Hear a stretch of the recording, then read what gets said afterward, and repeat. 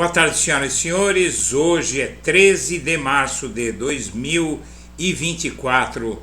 São 16 horas e 30 minutos. Ciro Gomes surtou de novo, só que desta vez as dezenas de processos que ele sofre, os 5 milhões de reais que ele diz que tem para pagar em condenações, podem terminar de uma forma muito pior, como numa ação criminal em que ele perca a primariedade, o que acarretaria, no limite, se ele sofresse outra condenação criminal por calúnia, difamação, crime contra a honra, acarretaria em cadeia. E o que ele está fazendo é muito grave. Ele evidentemente está tentando se colocar politicamente do lado direito do espectro político.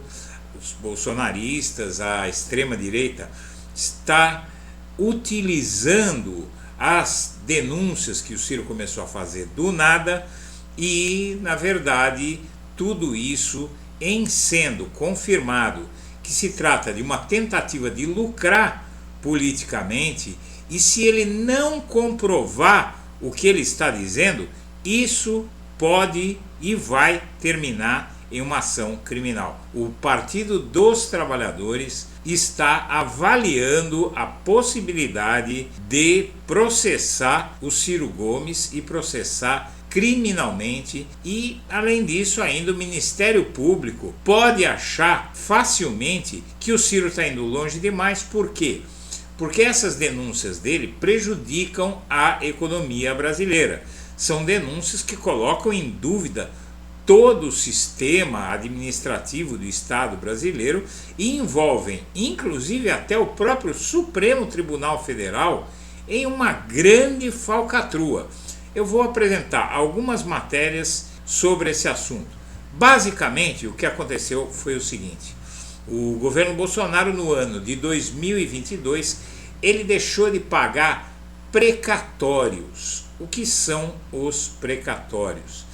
São dívidas judiciais. O sujeito entra contra o governo na justiça, ganha, e aí o governo emite um precatório dizendo que devo, não nego, pago quando puder, e coloca o sujeito numa fila. Então, às vezes, há casos, inclusive, de que a pessoa recebe um precatório, morre e não chegou a vez da pessoa ainda nessa fila, porque alguns precatórios são passados na frente de outros. Tem toda uma lógica aí meio maluca e por vezes obscura. Seja como for, o Bolsonaro em 2022, o que é que ele fez?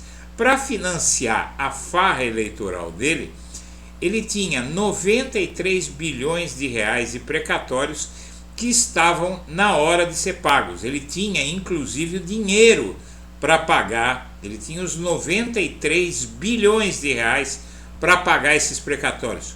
E ele precisava de muito dinheiro para dar dinheiro para taxista, para dar dinheiro para caminhoneiro, para dar dinheiro para Uber, para aumentar o auxílio que ele dava do governo para o pessoal da pandemia, também o Auxílio Brasil que ele dava, que era o Bolsa Família com outro nome, que ele mudou o nome. E toda essa grana que ele precisava despejar para tentar comprar a própria reeleição, ele fez o seguinte: uma das tramóias que o Bolsonaro fez foi deixar de pagar os precatórios, tirar os precatórios, tirar o dinheiro dos precatórios e falar: olha, não vou pagar mais nada. Ele conseguiu, via Congresso, mandou uma medida para o Congresso, e o Congresso, controlado por ele, aprovou a medida para ele torrar aquele dinheiro na eleição presidencial. Muito bem, o que é que acontece então em seguida? O Lula assume quando chega no fim de 2023, já com as contas arrumadas, decide pagar os precatórios. O que acontece? Você tem os bancos, eles podem comprar esses títulos que o governo emite, os precatórios, das pessoas físicas com deságio. Então o sujeito tem um precatório, sei lá, de 100 mil reais. Ele vai lá num banco e fala: olha, eu tenho um precatório de 100 mil reais, quanto você me dá por ele? O banco fala: olha, eu te dou 20 mil reais, você me passa o precatório para cá e você não vai ter que ficar anos na fila. E aí o banco vai lutar na justiça para receber aquele precatório.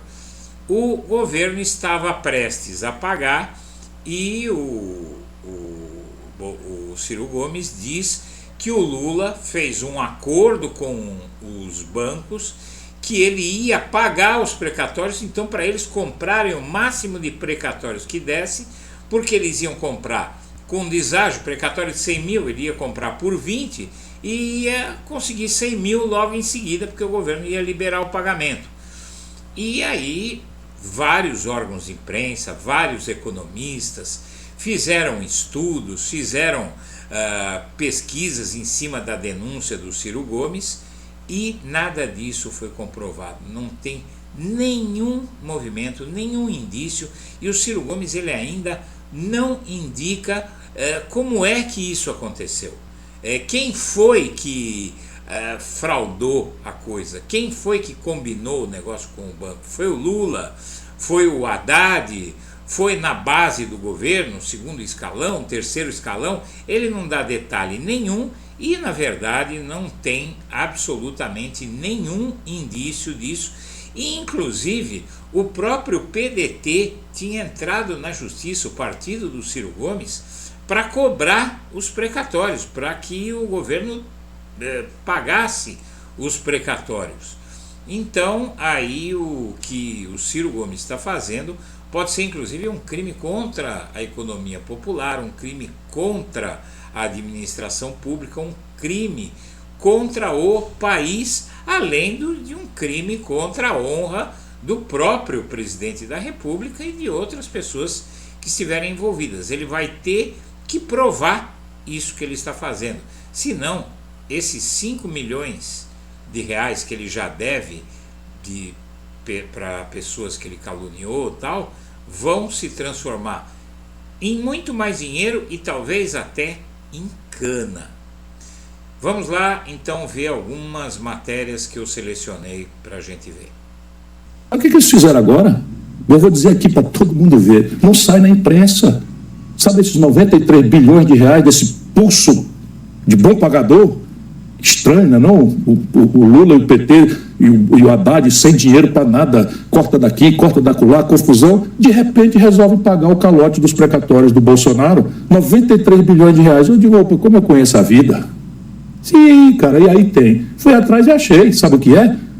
Eles venderam os precatórios para bancos, poucos bancos, 2 bancos, que compraram esses precatórios com deságio de até 50%. Quem venderam? O governo Lula. Isso é uma falcatrua maior do que o Mensalão, do que o Petrolão, juntos. O Ciro fez uma acusação muito genérica. Começa primeiro dizendo que Lula e Haddad estariam pessoalmente envolvidos. Depois ele recua e disse que alguém na Fazenda estaria envolvido.